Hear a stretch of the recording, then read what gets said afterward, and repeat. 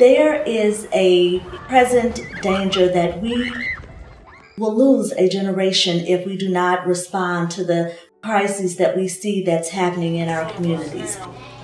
Children and youth growing up today are even more at risk than I have ever seen them. And it is our challenge and obligation to meet the urgency of the moment and act upon it. It's time for us to elevate their voices so that we know their stories. It's time for us to elevate the work that we do as individuals. We need to elevate awareness of this issue so that people from all over our society can be part of the solution.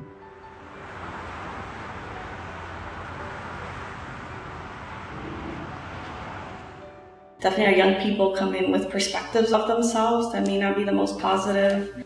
Is that all that we could kind of think about for food access? Even having the metal detectors, right, when they come into the school and already having this sentiment of, I'm doing something wrong already, just by my presence. We're kind of taught to just like ignore these problems in our community and just kind of like brush it off like it's normal. Because I feel like a lot of like the adults kind of just brush it off too. They probably would have just thought, oh, that's too bad. Like the adults in this community should do something about that and like move on. But through this program, I've learned like how to make change.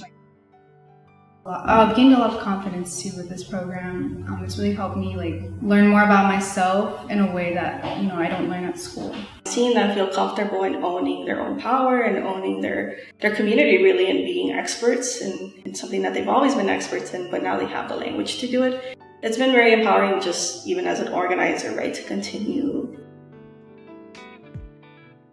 The youth that are from Chicago are no different. They are absolutely no different. They are coming from families that have that same grit, that are doing the best that they can, and are now taking the torch to do even better and to provide even more and to put themselves in position intentionally to be able to give back. When people say create change, change the world and stuff, I feel like that's such a large scale, but I feel like it can go as small as the scale. It's like leaving somebody with that one just memory, or what we call a lollipop effect, that just one lollipop moment that you may not think is a big deal, but it can mean a lot to that person. My mom would call me an activist at different times because I'm in a lot of different programs that deals with speaking our voice and our opinion and what we need to stand on. I would describe myself as a person who advocates for others. I think that I see a lot of potential within my community. Obviously I see the beauty of it, but I feel like there's a lot more that we could do. They are definitely change makers within their family, within their friends, within their society.